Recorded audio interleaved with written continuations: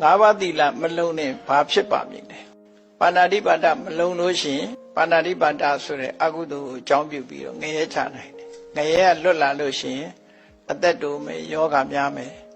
အဒိဏဒါနမလုံးရင်လည်းပဲအဒိဏဒါနပြစ်မှုကြောင့်အပေငရဲဖြစ်နိုင်တယ်အပေငရဲကနေလွတ်လာပြန်လို့ရှိရင်လေ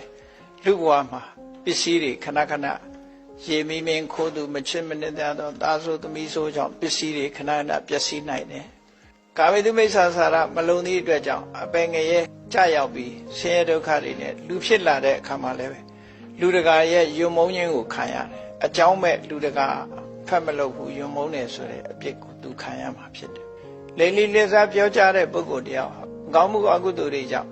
အပေငရဲရောက်သွားနိုင်တယ်အပေငရဲလွတ်လို့လူလာဖြစ်လို့ရှိရင်လည်းမကြာခဏဆွဆွဲခံကိုမလုပ်ဖဲနဲ့လှုပ်တယ်မတရားဆွဆွဲခံရမှုခဏခဏကြုံရတတ်တယ်ဒါအပေါ့ဆုံးအပြစ်ပဲလို့ဆိုလိုတယ်သူရမေတွေကမလုံဘူးဆိုလို့ရှိရင်အပေငရဲကြပြီးလူဖြစ်လာလို့ရှိရင်အယူအနှံဖြစ်တတ်တယ်နော်ဝမ်းတွင်းယူတို့ဘာတို့